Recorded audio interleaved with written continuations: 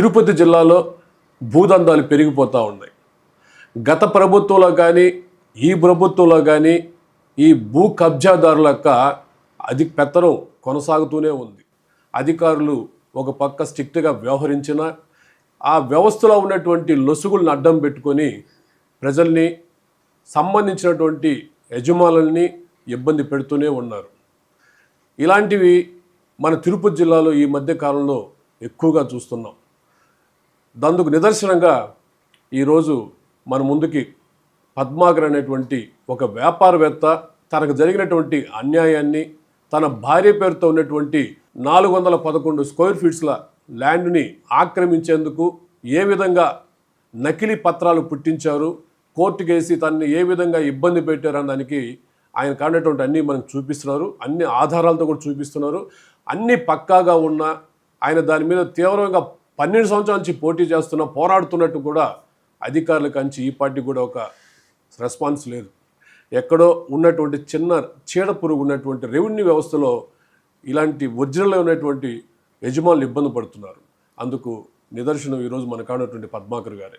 తిరుపతి జిల్లాలోనే ఈ విధంగా ఎక్కువగా ఉన్నటి కారణం ఏంటి, ఎందుకు అధికారులు ఇట్లని పరిష్కరించలేకున్నారు? ప్రస్తుతం వచ్చినటువంటి ఈ తెలుగుదేశం పార్టీ వైసీపీలో ఉన్నటువంటి ఈ భూ కబ్జాదారుల మీద ఎందుకు చర్యలు తీసుకోవటం లేదంటే ప్రజల్లో ఇప్పటికి కూడా కొనసాగుతున్నటువంటి ప్రశ్న. అందుకు నిదర్శనమే మన పద్మాకర్ గారు ఉన్నారు. ఆయన అడిగి చూద్దాం ఆయన సమస్య ఏంది, ఇప్పుడు ఎలా ఆయన పరిష్కరించి పోరాడుతున్నాడు, అసలు వాళ్ళు ఎట్లా నకిలీ పత్రాలు పుట్టించారో మీరు చూడండి. అసలు మనం ఆశ్చర్యపోతాం. ఆ విధంగా ఇబ్బంది పెడుతున్నారు. సామాన్యుల పరిస్థితి ఏంది, ఒక వ్యాపారవేత్తగా అందరితో పరిచయాలు ఉన్నాయి, సమాజంలో అవగాహన కలిగినటువంటి వ్యక్తి, ఆయనతో అందరితో కూడా సఖ్యత ఉన్నటువంటి అధికారులు అందరితో కూడా తిరిగి కోర్టు పరంగా తిరిగి సాధించుకునే శక్తి ఉన్న ఆయన్నే ఇబ్బంది పెడుతుంటే ఇంకా సామాన్య ప్రజల పరిస్థితి ఏందనే దానికి ఇదొక ఉదాహరణ, నిదర్శనం. నమస్తే సార్. నమస్తే సార్. నమస్తే. మీరు ఎన్ని సంవత్సరాలు అయింది కొని? నేను కొనింది మేము 1994లో కొన్నాం సార్. ఓకే. 1994లో కొన్నాము. శ్రీనివాసులు నాయుడు అనే ఆయన ద్వారా కొన్నారు. మా ఎక్కడ సార్ ల్యాండ్? ఎక్కడ ఇది? ల్యాండ్ వచ్చి మంగళం విలేజ్లో కరకంబాడి రోడ్లో మెయిన్ రోడ్డుకి వస్తారు సార్. ఎన్ని square feet sir? 411 square feets. 410 square feets అంటే 106 అంకణాల? 104 అంకణాలు. 104 అంకణాలు, అంకణాల ప్రకారం 104 అంకణాలు వస్తుంది. ఇప్పుడు ఏ విధంగా వాళ్ళు దీన్ని ఆక్రమించే ప్రయత్నం చేస్తున్నారు? ఇది కాదు కానీ సార్, దాని పక్కన ఉండే రోడ్డు ఆక్రమించేశారు సార్. మీ పక్కన బిట్టు పక్కన ఉండేది, మా పక్కన ఉండే పడమర పక్కన ఉండే రోడ్డు వచ్చేసి దాదాపు ఒక 30 ట్రాన్సాక్షన్ల పత్రాల్లో రోడ్డు ఉంది సార్. అటువైపు ఉండే పత్రాల్లో పడమర వైపు అని, మా పత్రాల్లో పడమర వైపు, అటువైపు ఉండే వాటికి తూర్పు వైపు రోడ్డు అనేసి దాదాపు 30 పత్రాల్లో దాదాపు 40 years నుంచి ట్రాన్సాక్షన్స్ రోడ్డు ఉంది. ఇప్పుడు ఆ రోడ్డును ఆక్యుపై చేస్తూ ప్లస్ మన సైడ్ కూడా కబ్జా చేయాలని ప్రయత్నం చేస్తాం. Okay okay. ఇప్పుడు వాళ్ళు కబ్జా చేస్తుంటే మీకు పక్కా రిజిస్ట్రేషన్ ఉన్నా కూడా సార్ అధికారులు ఏం చేయలేకపోతున్నారా? అవును సార్. పక్కా మనకు సర్వే రిపోర్ట్లు ఉన్నాయి, తర్వాత మాకు ట్యాక్స్ బట్టి ఉండాలి, అన్నీ కట్టి ఉండాలి, కరెంటు మీటర్ ఉంది, ఆల్రెడీ రూమ్లు వేసుకొని ఉన్నాము. అయినా కూడా వాళ్ళు ఆ రోడ్డు ఆక్యుపై చేయాలని ప్రయత్నం చేస్తున్నారు. ఆ రోడ్డు అది మీ పట్టా? అది మా పత్రం సార్. పక్కాగా రిజిస్ట్రేషన్ ఉంది. వాళ్ళ మిస్సెస్ పేరుతో జయలక్ష్మి సార్, జయలక్ష్మి అనే పేరుతో, వాళ్ళ భార్య పేరుతో పక్కాగా రిజిస్ట్రేషన్ ఉన్నా కూడా ఈరోజు ఆయన సఫర్ అవుతున్నారు. అధికారుల చుట్టూ తిరిగే పరిస్థితి తీసుకొచ్చారు. ఇలాంటి పరిస్థితి కారకుల పైన ఎందుకు చర్యలు తీసుకోలేకున్నారు? ఇది అధికారులు సూటిగా అడుగుతున్నటువంటి ప్రశ్న. ఓకే. ఇంకా మీకు నకిలీ ఏముండే సార్? వాళ్ళు సృష్టించినది వాళ్ళు సృష్టించిన పత్రాలు, ఇప్పుడు వాళ్ళు సృష్టించినది వాళ్ళు రాళ్ళు వేసినటువంటి ఆ స్థలం వరకే సృష్టించారా, లేదు మీ దాని వరకే సార్? దాని వరకు సృష్టిస్తూ ప్లస్ మన సైడ్ కూడా ఎంకరేజ్ చేయాలని ప్రయత్నం చేస్తారు. దాన్ని కూడా వాళ్ళు సృష్టించిన దాంట్లో 10(1) అడంగులు, 1B అడంగులు సృష్టించారు సార్. అవి వచ్చేసి మేము ఆర్డీఓ గారి దగ్గర కేసు వేస్తే ఆయన without information, without notice case close చేసి ట్రాన్స్ఫర్ అయిపోయారు. ఆయన వెళ్ళిన తర్వాత మళ్ళీ 6 నెలలకు మాకు తెలిసింది క్లోజ్ చేశానని. తర్వాత మాకు అప్పుడు మేము దాన్ని ఎండార్స్మెంట్ తీసుకునేసి జేసీ గారి దగ్గర అప్లై చేశాము. జేసీ గారి దగ్గర కూడా కేసు క్లోజ్ అయిపోయింది. ఇంకా జడ్జిమెంట్ మాకు ఇవ్వలేదు.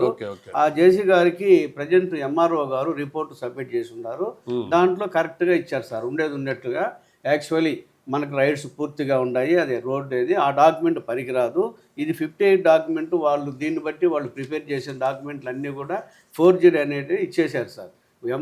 గత ఎంఆర్ఓ గారు వాంటెడ్లీ ఇవన్నీ ప్రాబ్లమ్స్ క్రియేట్ చేయాలని లిటిగేషన్లన్నీ క్రియేట్ చేసి గొడవలు చేసిపోయారు.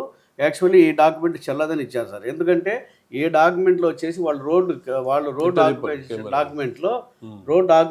డాక్యుమెంట్లో వచ్చేసి ఈ లింక్ డాక్యుమెంట్ చూపించారు. ఈ లింక్ డాక్యుమెంట్ చూపించిన దాంట్లో విలేజ్ నెంబర్ 25 ఉంది. మా సైట్ ఉండేది విలేజ్ నెంబర్ 8 కిందికి వస్తుంది. దాంతోపాటు ఈ డాక్యుమెంట్లో వాళ్ళు రాయించిన వాళ్ళు ఇది గిఫ్ట్ డీడ్, ఇది వాళ్ళు క్రియేట్ చేసిన డీడ్, ఇది యాక్చువల్లీ ఇది వాల్యుబుల్ కాదు. దాంట్లోనే ఇది సర్వే నెంబర్ కానీ ప్రైమాషి నెంబర్లు కానీ లేవని వాళ్ళే రాసి ఉన్నారు. లేనప్పుడు దీంట్లో ఈ సర్వే నెంబర్లోకి ఎట్లొచ్చింది అని అంటే, ఈ సర్వే నెంబర్ రావాలంటే ఎంఆర్ఓ వాళ్ళు సర్వే చేసి వాళ్ళు ఐడెంటిఫై చేస్తే పర్వాలేదు, దానికి నేను కూడా ఓకే ఒప్పుకుంటాం. కానీ సర్వే చేసిన రిపోర్ట్ ఏది లేదు. ప్రజెంట్ ఇప్పుడు సర్వే చేసి మీరు ప్రూఫ్ చేసుకోండి అని గత 10-12 సంవత్సరాలుగా చెప్తానే ఉన్నాం, కానీ సర్వే లేదు. ఇది గిఫ్ట్ డీడ్, ఇది కేవలం గిఫ్ట్ డీడ్ని గొలుసు రాతలో పాతకాలం రాసేటువంటి గొలుసు రాతలో సృష్టించి దీంట్లో పొంతన లేనటువంటి సమాచారం ఇచ్చి నకిలీ పత్రాలు సృష్టించి ఇబ్బంది పెడుతున్నారు. యాక్చువల్గా ఆ మంగళం ఏరియా అనే ఒక గ్రామం ఉంది. ఆ గ్రామం సర్వే నెంబరు కానీ ఆ గ్రామం నెంబరు కానీ 8, అంతేనా? 8 సర్వే. ఈ డాక్యుమెంట్లో 25 అని ఉంది. అంటే ఎంత తప్పుందో చూడండి. ఇంత పక్కాగా ఆయన మనకి చూపిస్తున్న అధికారులు మాత్రం దీని మీద ప్రొలాంగ్ చేస్తూనే ఉన్నారు. అలాగే కింద కూడా సంబంధించి కొన్ని క్లియర్గా ఆయన అన్ని పత్రాలతో కూడా ఈరోజు మనకి చూపిస్తున్నారు. ఇంకా చూద్దాం, ఇంకా ఉన్నాయి ఆయన కాడ ఎంత తప్పులు ఉన్నాయి, వాళ్ళు ఈ క్రియేట్ చేశారని దానికి మాత్రం క్లియర్గా తెలుస్తూ ఉంది. ఇవి ఎక్కడా కూడా రిజిస్ట్రేషన్ లేవు, రెవెన్యూ కార్యాలయంలో ఎక్కడా కూడా లేవు. ఇవి వాళ్ళు క్రియేట్ చేసినటువంటి పత్రాలు ఇవన్నీ కూడా. ఇంకోటి ఏమన్నా సార్ మీ కాడ? ఇంకోటి వచ్చి 10 అడగలు చేశారు, అది జేసీ గారి దగ్గర ఉంది. ఓకే. ప్లస్ మేము ఇన్ఫర్మేషన్ కింద అడిగితే దీనికి సంబంధించిన డాక్యుమెంట్లు ఏమీ మా దగ్గర లేవని ఇచ్చుండారు. ప్లస్ వాళ్ళు ఇది ఒకటి ఫోర్జరీ కన్వర్షన్ తయారు చేశారు సార్. ఇది వచ్చేసి ఫోర్జరీ కన్వర్షన్ దీన్ని కోర్టుకు కూడా సబ్మిట్ చేశారు సార్. వాళ్ళు ఎంత ధైర్యంగా చేశారంటే కోర్టుకు కూడా సబ్మిట్ చేశారు. మీ సేవకు సంబంధించిన పత్రాలు కూడా ఫోర్జరీ చేశారు. ఇంకా వీళ్ళని ఏమనాలి మనం? పైన ఉండేటువంటి ఎల్సిఆర్ నెంబర్ని కానీ కొడితే మనం ఈ నెంబర్ని కొడితే అసలు ఈ మ్యాటరే ఉండదు. ఇది యాక్చువల్ మ్యాటర్, ఇది వాళ్ళు క్రియేట్ చేసిన ఇది ఒరిజినల్ మ్యాటర్. ఇది అంటే ఈ మ్యాటరు ఆ ల్యాండ్కి సంబంధించింది కాదు, కానీ దీంట్లో ఉన్నటువంటి ఎల్సిఆర్ నెంబర్ని వాడుకొని వాళ్ళు ఈ నకిలీ మ్యాటర్ తయారు చేసి దీన్ని అధికారుల ముందు పెట్టారు. అంటే ఈ తిరుపతి జిల్లాలో, ఈ తిరుపతి నగరంలో ఎంత దారుణమైనటువంటి పరిస్థితులు ఉన్నాయో చూడొచ్చు. ఇది ఖాళీ బాండ్ పేపర్ తీశారు సార్. మీ సేవలో ఖాళీ బాండ్ పేపర్ తీసుకొని మ్యాటర్ వాళ్లే తయారు చేసి ఫోర్జరీ ఆర్డీఓ గారి సంతకం కూడా వాళ్ళే, సీళ్లు అన్ని తయారు చేసి సీళ్లు తయారు చేసి కోర్టుకు పెట్టారు. కోర్టుకు పెట్టిన తర్వాత మాకు అనుమానం వచ్చి ఇన్ఫర్మేషన్ కింద అదే ఆర్డీఓ గారికి అప్లై చేశాము. అదే రికార్డు మాకు దానికి సంబంధించిన రికార్డు ఇమ్మని అడిగితే మా దగ్గర ఆ రికార్డు లేదని ఇచ్చేశారు. దీనిపైన రేట్ లేదు కాబట్టి అది చెల్లదు, అది డూప్లికేట్. ఒరిజినల్ అయితే రికార్డు ఉండాలి కాబట్టి, ఒరిజినల్ లేదు కాబట్టి డూప్లికేట్. దీన్ని క్యాన్సిల్ చేయండి అనేసి దాదాపు 10 సంవత్సరాలుగా మేము పెడతానే ఉన్నాము, వాటి చుట్టూ తిరుగుతూనే ఉన్నాం. ఆర్డీఓ గారు పట్టించుకోవడం లేదు. ప్రజెంట్ ఉండే ఆర్డీఓ గారు కూడా దాన్ని పట్టించుకోవడం లేదు, చేయడం లేదు. దాని మీద యాక్షన్ తీసుకోండి, ఎంక్వైరీ చేయండి అంటే చేయడం లేదు. తర్వాత ఈ మీసేవ సర్టిఫికేట్ పైన మేము విజయవాడ మీసేవ వాళ్ళకు కూడా కంప్లైంట్ ఇచ్చాము. అక్కడి నుంచి వాళ్ళు ఫార్వర్డ్ చేశారు, కలెక్టర్ గారికి ఫార్వర్డ్ చేశారు. దాని మీద ఎంక్వైరీ చేసి యాక్షన్ తీసుకోండి అని చెప్పేది ఆర్డీఓ గారికి, కలెక్టర్ గారు ఆర్డీఓ గారికి ఫార్వర్డ్ చేశారు. దాని మీద కూడా ఏం పట్టించుకోలేదు. దానిపైన కూడా సైలెన్స్గా స్పందించడం లేదు అసలు. ప్రజెంట్ ఉండే ఆర్డీఓ గారు కూడా స్పందించడం, ఆయన కూడా పట్టించుకోవడం లేదు, దాని మీద యాక్షన్ తీసుకోవడం లేదు. అయితే మేము వచ్చి దీని మీద లోకాయుక్తలో ఆర్డీఓ అంటే ఇప్పుడు ఏ డివిజన్ సార్? ఆయన రూరల్ కింద ఉన్నాడు, అర్బన్ లో మొత్తానికి ఆయన తిరుపతి అర్బన్ కి దీని రూరల్ కూడా ఆయనే వస్తారు. ఆయనకు అన్నిసార్లు పోయినా కూడా రెస్పాన్స్ లేదు. మీ సేవ మీద కూడా లేదు, మీ సేవ వాళ్ళు పెట్టినా కూడా లేదు. మీ సేవ కూడా అవి పక్కన పెట్టేసి ఉన్నారు. అన్ని నా దగ్గర ఎన్ని ఇచ్చున్నానో సార్, మన స్పందనాలు అయితే దండిగా ఇచ్చున్నాను. వాటిపైన ఇప్పుడు నేను లోకాయుక్తలో వేసి ఉన్నాను సార్ నేను కేసు. ఇప్పుడు కలెక్టర్ గారు బాగా స్పందిస్తున్నారు. మేము నిన్న కూడా వెళ్ళినప్పుడు ఆయన ఎటువంటి కాగితాలు వచ్చినా కలెక్టర్ గారు బాగా స్పందిస్తారు సార్. ఆయనేమో బాగానే స్పందిస్తారు. మనం కలిసినప్పుడు మేము 1-2 సార్లు కలిశాను నేను. కానీ మనం సారిసారికి ఆయన కలిసి టైం వేస్ట్ చేయలేం కదా సార్. మనం ఇస్తాము, ఆయన వాళ్ళకి ఫార్వర్డ్ చేస్తారు, వీళ్ళు యాక్షన్ తీసుకోవాలి కదా సార్. ఇక్కడ వీళ్ళు మూలపడేస్తున్నారు. ఏదో ఒక ఎండార్స్మెంట్, తప్పుడు ఎండార్స్మెంట్ ఇచ్చారు సార్. మనం అడిగేది ఒకటి, వాళ్ళు చెప్పేది ఒకటి. తప్పుడు ఎండార్స్మెంట్ ఇచ్చి, సంబంధం లేని ఎండార్స్మెంట్ ఇచ్చి క్లోజ్ చేస్తున్నారు. దీనిపైన కేసు కట్టండి, ఫోర్జరీ సర్టిఫికేట్ కోర్టుకు కూడా సబ్మిట్ చేసి ఉన్నాడని నేను ఎస్పీ గారికి కూడా పలుసార్లు ఇచ్చాను. నేను పలుసార్లు ఇస్తే ఎస్పీ గారు కూడా వాళ్ళకి ఫార్వర్డ్ చేశాడు, క్రైమ్కి కూడా ఫార్వర్డ్ చేశాడు. వాళ్ళు కూడా కేసు కట్టలేదు. మళ్ళీ తర్వాత ఇప్పుడు ప్రజెంట్ లోకల్ తర్వాత మీ ఇష్యూలో విఆర్ఓ నకిలీ సర్టిఫికేట్లు కూడా ఉన్నాయి కదా. విఆర్ఓ నకిలీ సర్టిఫికేట్లు అంటే వాళ్ళు ఒక పథకం ప్రకారం విఆర్ఓ కాడి నుంచి చేసుకుంటా వస్తున్నారు సార్. ఇది ఫస్ట్ వచ్చేసి దాన్ని ఆ సర్టిఫికేట్ పైన రిజిస్టర్ చేసేదానికి 10(1) అడంగులు పుట్టించారు సార్. 10(1) 1B అడంగులు అనేసి వాళ్ళే తయారు చేశారు. దీంట్లో బాగా క్లియర్గా తెలుస్తా ఉంది. ఈ రికార్డు మీకు సబ్మిట్ చేస్తాను కావాలంటే. 23/5/2011లో 10(1) 1B అడంగులు వాళ్ళు ఇచ్చినట్టుగా వీళ్ళు క్రియేట్ చేశారు. ఎవరు ఇచ్చినట్టు క్రియేట్ చేశారంటే విఆర్ఓ ఇచ్చినట్టు క్రియేట్ చేశారు. విఆర్ఓకు రైట్స్ లేవు ఇవ్వడానికి, ఎంఆర్ఓకు కూడా రైట్స్ లేవు. రెవెన్యూ రికార్డులు రైట్స్ లేవు. లేకపోయినా కూడా వాళ్ళు ఇచ్చినట్టు వీళ్ళు క్రియేట్ చేసి దీన్ని పెట్టి వాళ్ళు రిజిస్టర్ చేశారు. సబ్ రిజిస్ట్రార్ గారు ఏం చెప్తారంటే, వాళ్ళు ల్యాండ్ వాళ్ళ పేరుతో ఉండేట్టు 1B 10(1) పెట్టారు కాబట్టి నేను రిజిస్టర్ చేసినాను బాబు అని అంటారు ఆయన. అది మీరు ఎట్లా చేస్తారు సార్? దాంట్లో సర్వే నెంబర్ లేదు, కొలతలు లేవు, హద్దులు లేవు, ఏమీ లేవు.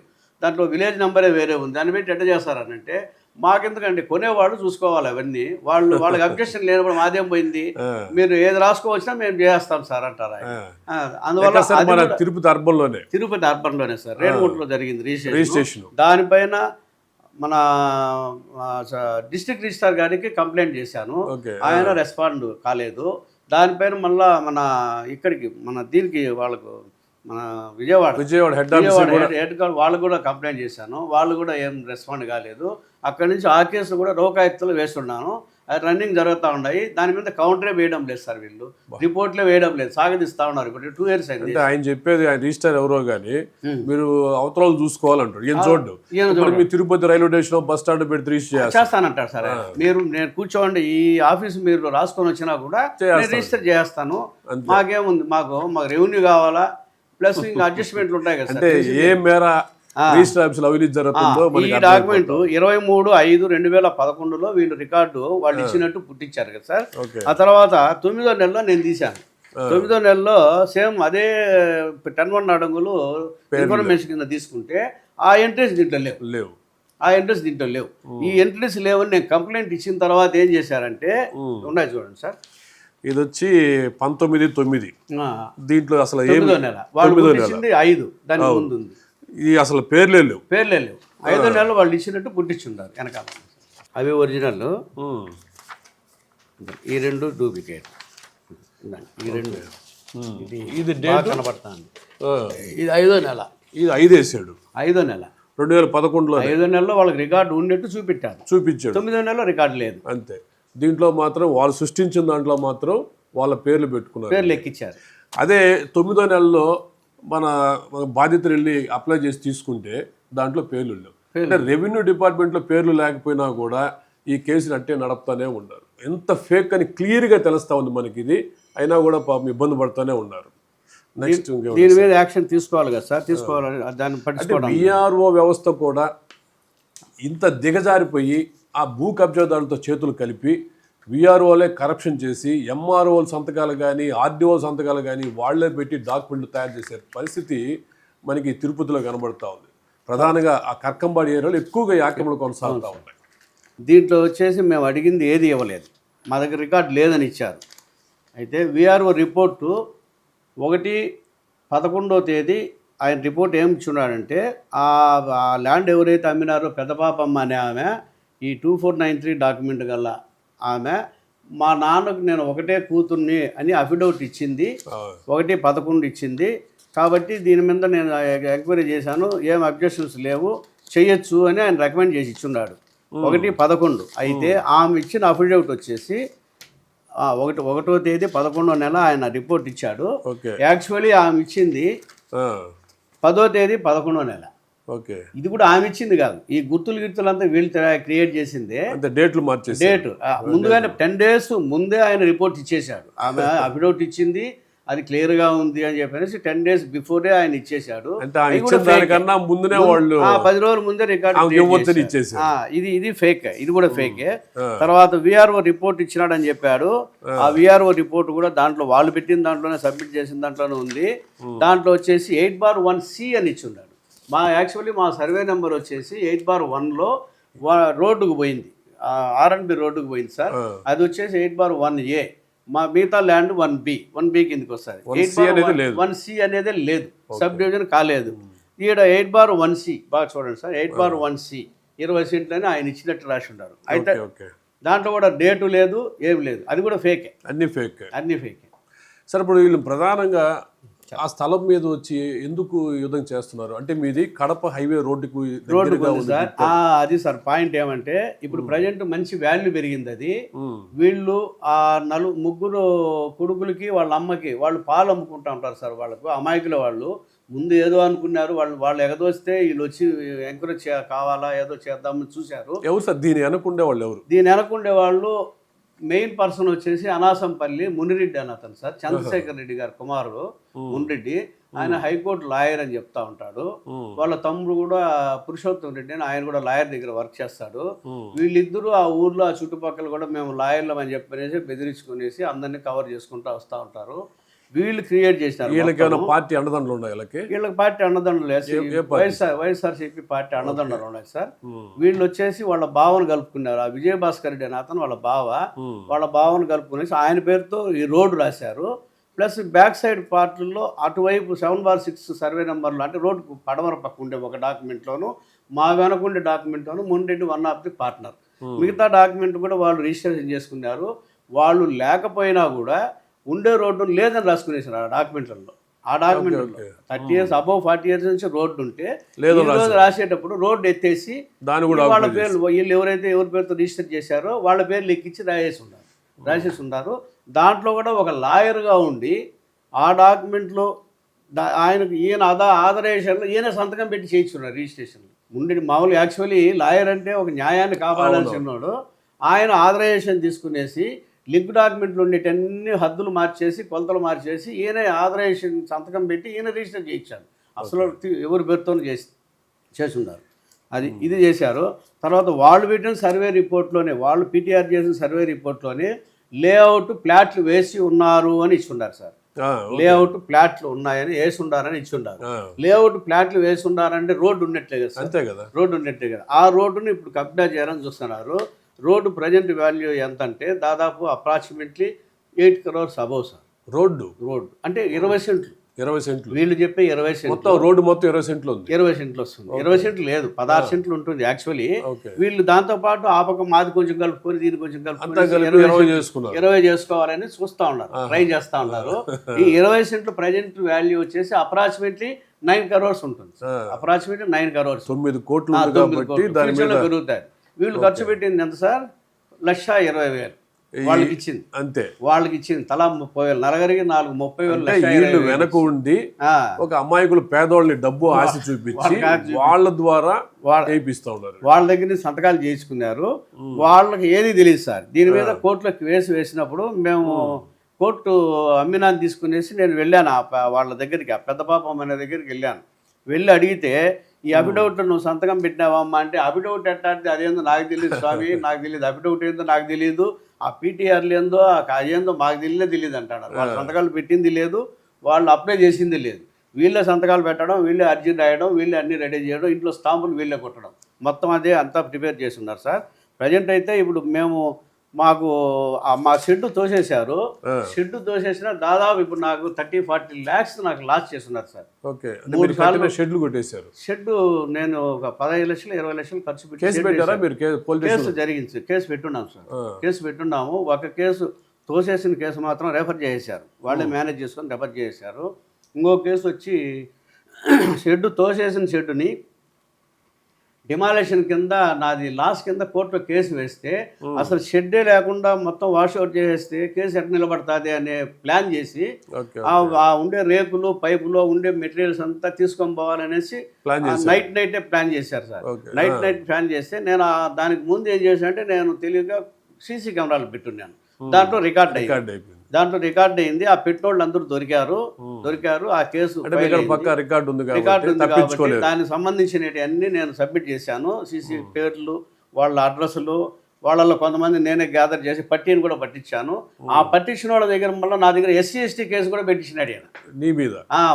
వాడు చేసిన పనికి నేను పట్టిస్తే పోలీసులు వాళ్ళు చర్యలు తీసుకోకపోతే వాడు ఎక్కడున్నా దొరకలేదు అని చెప్తే నేను పట్టుకుపోయి పీల్చిన వాళ్ళని చూపించాను. పలానా చోట ఉన్నాడు, మీరు తీసుకోండి సార్, యాక్షన్ తీసుకోండి అనేసి. వాడిని తీసుకెళ్ళి మళ్ళీ నా మీద SC ST కేసు పెట్టించిన మేనేజ్ చేసి. అదే స్టేషన్లో? ఆ స్టేషన్లో కాదు, రేణిగుంటలో పెట్టి అది కొట్టేశారులేండి. అంటే ప్రూఫ్ తేలిపోయింది. మాది అన్యాయం కాదు, ఉంది కదా అన్ని. ఆ ల్యాండ్ గురించి ఈ డిమాలేషన్ కేసు వేసి దాని మీద కోర్టు కమిషన్ అడిగాను సార్. కోర్టు కమిషన్ అసలు రోడ్డు ఉందా లేదా, నా షెడ్ ఉందా లేదా మీరు చూడండి అనేది కమిషన్ అడిగాం. కమిషన్ రిపోర్ట్ క్లియర్గా ఇచ్చాడు సార్. ఇది కమిషన్ రిపోర్ట్లో మొత్తం క్లియర్గా ఇచ్చాడు. షెడ్ ఉంది, రోడ్డు ఉంది, ఎంత డ్యామేజ్ అయిందని ఇచ్చి ఉండారు. దాని మీద కూడా యాక్షన్ తీసుకోలేదు సార్. కోర్టులో కూడా నానబెడతా వస్తూ ఉన్నారు, కౌంటర్ వేయరు. ఇది కమిషన్ కోర్టు ద్వారా ప్రత్యేకంగా నియమించినటువంటి ఒక కమిషన్ అధికారి, ఒక లాయర్ ద్వారా ఇచ్చినటువంటి స్టేట్మెంట్. ఇది క్లియర్గా అక్కడ రోడ్డు ఉంది అని వాళ్ళు ఇస్తున్నా కూడా వీళ్ళు రోడ్డు లేదు అని పత్రాలు సృష్టిస్తూ ఉన్నారు. ఇది కూడా మనకి ఎంత స్పష్టంగా ఈ నకిలీ పత్రాలు వీళ్ళు పుట్టిస్తున్నారో, అంటే ఏ విధంగా అధికారులను వీళ్ళు మభ్యపెడుతున్నారో కూడా మనకి అర్థమవుతా ఉంది. తర్వాత ఇది 83లో సర్పంచ్ గారు ఇచ్చిన లేఅవుట్ అంటే మీరు కొనక ముందు ముందే సర్పంచ్ ఇచ్చినటువంటి అప్పుడు సర్పంచులకు కన్నాలకు వాళ్ళకే పవర్స్ ఉన్నాయి కాబట్టి అది చెల్తాదని మేము అనుకుంటున్నాము. పంచాయతీ వాళ్ళు చెల్లదని వాళ్ళు వాదిస్తూ ఉంటారు. అయితే ప్రజెంట్ ఏం చేశారంటే 2020లో ఈ అనాథరైజ్డ్ లేఅవుట్ని అప్రూవల్ చేయమన్నారు. జీవో ఇచ్చారు సార్. జీవో ఇచ్చారు కాబట్టి దాని మీద ఇది ఈ లేఅవుట్ అప్రూవల్ చేశారు. ఫీజు కట్టించుకొని లేదు, ఫీజు లేకుండా చేశారు. ఎవరు ఫ్లాట్ వాళ్ళు ఫీజులు కట్టి చేసుకోవాలి, ఫ్లాట్ వరకు చేసుకోవాలి. కానీ లేఅవుట్ మాత్రం అప్రూవల్ చేశారు. దాంట్లో రోడ్డు బాగా క్లియర్ గా కనపడుతుంది సార్. అంటే ఈ అప్రూవల్ చేసినటువంటి దాంట్లో కూడా రోడ్డు ఉందని క్లియర్ రోడ్డు ఉంది, మన సైట్ బాగా కనపడతా ఉంది. దాన్ని అప్రూవల్ చేశారు. ఇది తుడా అప్రూవల్ సార్. అది తుడా అప్రూవల్ వాళ్ళు అప్లోడ్ చేసి పెట్టిందే సార్. వాళ్ళు అప్లోడ్ చేసి పెట్టిందే ఇది తీసుకున్నాం. ఇది సార్ రెవెన్యూ రికార్డులో ఇది ఈ 10-1 ఇది adangal fair adangal sir. Fair అడంగల్లో ఎకరా 29 సెంట్లు. అసలు మెయిన్ ఓనర్ ఎవరో ఉన్నారు ప్రజెంట్, ఫస్ట్ ఆయన ప్రళయక గంగిరెడ్డి అని ఆయన పేరుతో ఉంది. ఆయన ద్వారా వీళ్ళకి అందరికీ చెందున్నారు సార్. ఇది ప్రజెంట్ జేసీ గారికి రిపోర్టు సబ్మిట్ చేసి ఉన్నారు. ప్రజెంట్ ఉండే MRO గారు జేసీ గారికి ఇచ్చారు. దీంట్లో క్లియర్గా తహసీల్దార్ తిరుపతి అర్బన్ సంబంధించిన తహసీల్దారు క్లియర్గా ఆ ల్యాండ్ విషయాన్ని క్లియర్గా జేసీ గారికి ఇచ్చిన రిపోర్ట్ ఇది స్పష్టంగా ఇచ్చున్నారు. అన్నీ కూడా వాళ్ళు అన్నీ ఫేక్ సృష్టించారని, అన్నీ రోడ్డు ఉందని దాని ఓనర్ పేరుతో కూడా క్లియర్గా ఇచ్చాడు ఆయన. ఇది జేసీ గారు ఉంది. ప్రస్తుతానికి ఆయన ఇచ్చినటువంటి ఈ జడ్జిమెంట్ తీసుకున్నా కూడా, ఆయన ఇచ్చిన ఈ లెటర్ ప్రకారం చూసినా కూడా మనకి వాళ్ళు ఆక్రమించే ప్రయత్నాలు చేస్తున్నారని, నకిలీ పత్రాలు సృష్టించారని మనకు తెలిసిపోతూనే ఉంది. ఇది సార్. తర్వాత ఆ రోడ్డు కాంపెన్సేషను ఇప్పుడు ప్రజెంట్ ఎవరైతే ఉన్నారో, ప్రజెంట్ అంటే అప్పుడు మనకు అమ్మినప్పుడు ఎవరైతే ఓనర్లు ఉన్నారో వాళ్ళ పేరుతోనే కాంపెన్సేషన్ వచ్చి ఉండాలి, వాళ్ళ పేరుతో. ఒకవేళ ఈ రోడ్డు వాళ్ళది అయ్యేటట్లయితే వాళ్ళ పేరుతో రావాలి కదా సార్ కాంపెన్సేషన్. రోడ్డు కాదు మాది సైట్ అన్నప్పుడు వాళ్ళ పేరుతో రావాలి కదా. వాళ్ళ పేరుతో ఎవరి పేరుతో కానీ కాంపెన్సేషన్ ఇవ్వలేదు. వాళ్ళు ఏం చెప్తారంటే మేనేజ్ చేసి తీసుకున్నారు, గవర్నమెంట్ మేనేజ్ చేసి తీసుకున్నారు, మీరు వీళ్ళు తీసుకున్నారు అని చెప్తారు. మేనేజ్ చేస్తుంటే దాని మీద పోవాలి కానీ కోర్టుకి, దీని మీద రాకూడదు. దాని మీద కోర్టుకు చేసి వాళ్ళు రైట్స్ సంపాదించుకోవచ్చు. ఫైనల్గా నేను చెప్పేది ఏమంటే, ఒకవేళ రైట్స్ ఉంటే ఇప్పుడైనా సరే మీరు సర్వే చేసుకోండి. మీది ల్యాండ్ ఎంతవరకు వస్తుంది, అది కరెక్టా, ఆ డాక్యుమెంట్లో ఉండే విలేజ్ నెంబర్ దీంట్లోకి ఎట్లొచ్చింది, లేని సర్వే నెంబర్ ఎట్లొచ్చింది, దాంట్లో మెజర్మెంట్స్ ఎట్లొచ్చినాయి, ఏ సర్వే లేకుండా రిజిస్ట్రేషన్ ఎట్లా చేశారు అనేది ప్రూఫ్ చేయండి. మీకు రైట్స్ ఉంటే మీరు తీసుకోవచ్చు. ఇప్పుడు కాదని చెప్పి మీ బిట్ వచ్చి కడప హైవేకి ఉంది, కడప కార్నర్లో ఉంది. కార్నర్లో ఇప్పుడు వీళ్ళు ఆ చుట్టూ ఉండేటువంటి అన్ని బిట్లన్నీ కొనటం వల్ల మీరు వాస్తు ప్రకారం ఈశాన్యంలో మీరు ఉన్నారు. అవును సార్. ఇప్పుడు మీ బిట్టు వాళ్ళకి వస్తే వాళ్ళకి ఒక బిట్ అనేది ఏర్పడుతుంది, వాస్తు ప్రకారం కూడా వాళ్ళకి అది కలిసి వస్తుంది, మంచిది కాబట్టి మిమ్మల్ని టార్గెట్ చేస్తారు. ఇప్పుడు 411 స్క్వేర్ ఫీట్స్ లో ఇప్పుడు రోడ్డు మీద పక్కన మీ దాంట్లో ఎంత ఆక్రమించారు? మా దాంట్లో ఆక్రమించాలని ప్రయత్నం చేశారు.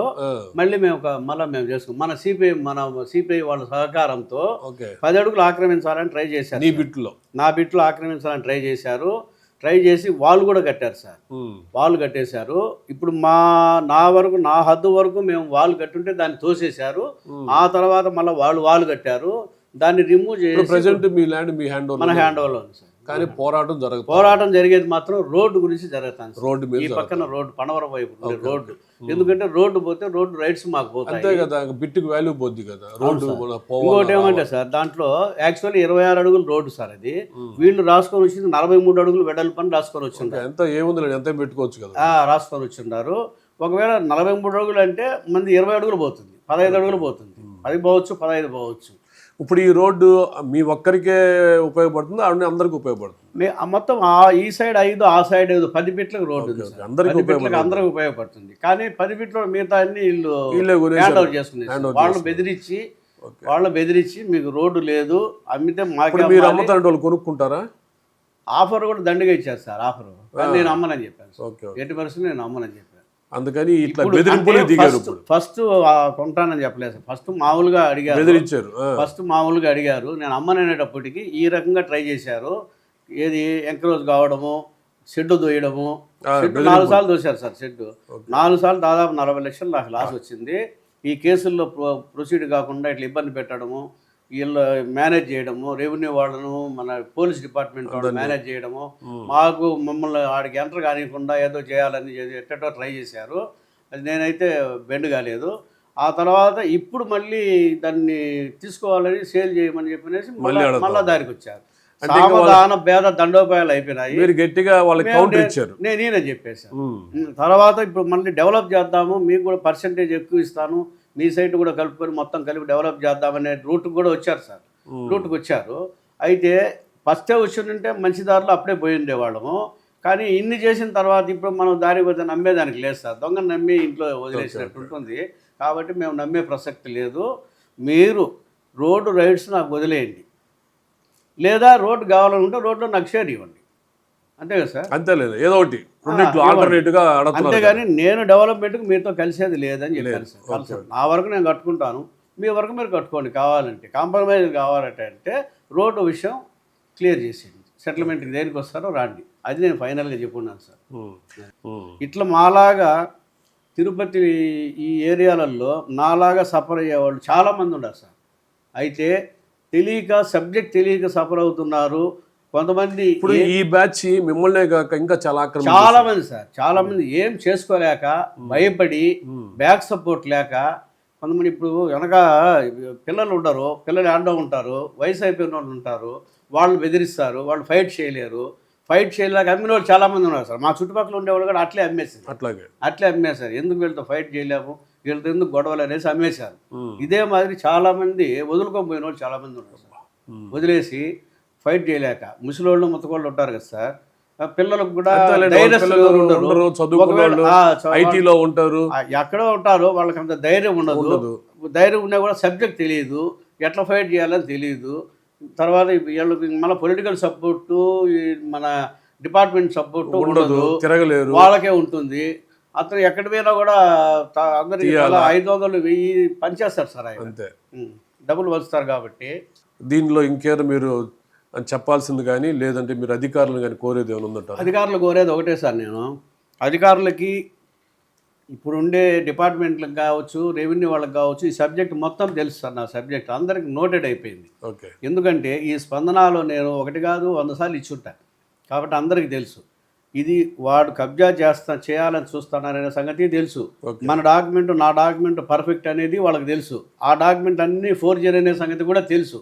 కానీ వాళ్ళకి ప్రెజర్స్ మరి బ్యాక్స్ ఎందువల్లనో ఎవరు ఏ యాక్షన్ తీసుకోలేకుండా ఉన్నారు. ఓకే. కనీసము గవర్నమెంట్ ల్యాండ్లు కబ్జా చేస్తున్నారు, కాలువలు కబ్జా చేస్తున్నారు, మన రోడ్లు కబ్జా చేస్తారు. బయట ఏదైనా చేసుకోవచ్చు, మాకు సంబంధం లేదు. మేము డబ్బు పెట్టి కొనింది ఇది. పక్కా. కాబట్టి మాలాంటి వాళ్ళకన్నా కనీసం న్యాయం చేస్తే మిగతాది ఎక్కడన్నా సావనండి, మాదేం పోతుంది అని. కూడా ఫారెస్ట్ ల్యాండ్ కూడా కబ్జా చేశారు సార్. ఫారెస్ట్ చేశారు. ఫారెస్ట్ ల్యాండ్ కూడా కబ్జా చేసి తలా 4 ఇళ్ళు వేసుకుని తలా ఒకటి పంచుకునేసారు. ఇప్పుడు ఎక్కడెక్కడో ఆ చెరువులు కబ్జా చేసినారు. చెరువులు కబ్జా చేసి ఎకరాలు ఇక్కడ 10 ఎకరాలు 20 ఎకరాలు తలా వేసుకొని అమ్ముకునేసినారు. మేమేమైనా షేర్కి పోయినామా? మేము పోలేదు కదా సార్.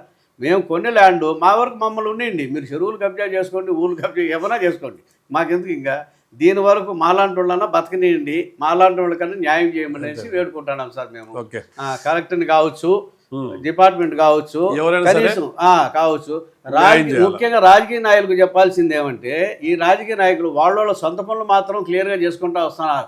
అప్పుడు నన్ను తిట్టాడు కదా అని ఇప్పుడు రెవెన్యూ తీసుకుంటున్నారు, ఇప్పుడు తిట్టుకోండి మళ్ళీ రెవెన్యూ తీసుకుంటున్నారు. అంతేగాని మనలాంటి వాళ్ళు పట్టించుకోవడం ఎలక్షన్ వరకు మాట్లాడతారు అంతవరకే, తర్వాత పట్టించుకోవడంలే. కనీసం అంతవరకు న్యాయం చేయమని చెప్తాను నేను. వాళ్ళ సొంత పనులు కొంచెం పక్కన పెట్టి మిగతా ఇట్లా మా సామాన్యులు కొంచెం న్యాయం చేస్తే నెక్స్ట్ వాళ్ళకు గుడ్ విల్ వస్తుంది, ఫ్యూచర్లో ఉంటుంది, మంచి పేరు కూడా వస్తుంది, మంచి పేరు కూడా వస్తుంది. అది తెలుసుకోవాల్సింది సార్. ఇదండి మన తిరుపతి జిల్లాలో ప్రస్తుతం జరుగుతున్నటువంటి కబ్జాదారుల యొక్క పని. ఇప్పుడు మనకు ఒక ఉదాహరణ మాత్రమే పద్మాకర్ గారికి చూపించినటువంటి డాక్యుమెంట్స్ కానీ నకిలీ పత్రాలు కానీ ఆయన క్లియర్గా చూపించాడు. సామాన్యులకి మాకే అర్థమవుతా ఉంది, అంటే ఎలా సృష్టించారు పత్రాలని, ఏ విధంగా ఇబ్బంది పెట్టాలని అర్థమవుతా ఉంది. అట్లాగే ఈ తిరుపతిలో ఒక మంత్రి, రెవెన్యూ మంత్రి, ఇన్ఛార్జ్ మంత్రి ఇక్కడ, ఆయన రెవెన్యూ సబ్జెక్టు పూర్తిగా తెలిసినటువంటి ఆ మంత్రి సమక్షంలోనే ఈరోజు తిరుపతిలో సంబంధించిన చెరువులు కబ్జా అవుతున్నాయి, అటవీ భూములు కబ్జా అవుతున్నాయి, సామాన్యులు మధ్యతరగతికి సంబంధించినటువంటి పొలాలు కానీ వాళ్ళ ల్యాండ్స్ కానీ నివేశ స్థలాలు కూడా కబ్జా అవుతూ ఉన్నాయి. ఇలాంటి పరిస్థితి తిరుపతిలో కొనసాగుతుందంటే ఇప్పుడు ఉన్నటువంటి అధికార పార్టీకి కానీ ఇక్కడ ఉన్నటువంటి రెవెన్యూ మంత్రి ఆయన ఇన్ఛార్జి మంత్రికి కానీ చాలా వ్యతిరేకత వస్తుంది ఇక్కడ ప్రజల్లో. ఈ తిరుపతి మీద ప్రత్యేక శ్రద్ధ తీసుకొని ఈ కబ్జాల మీద ఒక సపరేట్ కమిటీ వేసి త్వరగా పరిష్కరిస్తే ప్రజలు ఈ ప్రభుత్వం మీద ఒక విశ్వాసాన్ని కొనసాగిస్తారు. ఇక్కడ ఉన్నటువంటి ఇన్ఛార్జి మంత్రి పైన కూడా గౌరవం ఏర్పడుతుందని మన యొక్క పద్మాకర్ గారు చెప్పిన మాటల్లో మనకు వ్యక్తం అవుతుంది. ప్రజా విజ్ఞప్తుల కార్యక్రమం కూడా తిరుపతిలో పక్కదారి పడుతుంది. అధికార యంత్రాంగం కలెక్టర్ గారు తన కింద ఉన్నటువంటి అధికారులకు ఆదేశాలు జారీ చేసినా ఆ కేసుని తల మీదకి తెచ్చుకోకుండా కలెక్టర్ కాడ ఏదో ఒక విధంగా మెప్పు పొందే విధంగా కేసు క్లోజ్ చేసేసి దాని మీద తప్పు నెంబర్లు వేసి ఎండార్స్మెంట్ చేసి పీజీఆర్కి పంపించి క్లోజ్ చేస్తున్నారు. సామాన్యులు తెలుసుకోలేక తమ కేసు క్లోజ్ అయిపోయిందని మళ్ళీ కలెక్టర్ గారికి పోవటం, మళ్ళీ కలెక్టర్ గారికి ఫోన్ చేసి ఇట్లా ఇక్కడ ప్రజలు తిరుగుతూనే ఉన్నారు. వీటన్నిటి మీద ఒక ప్రత్యేక దృష్టి పెట్టాల్సిందిగా అవకాశం ఉందని నేను మంత్రి గారికి అలాగే కలెక్టర్ గారికి ప్రత్యేకంగా మా స్టార్ 9 తరపున చెప్పుకుంటున్నాను.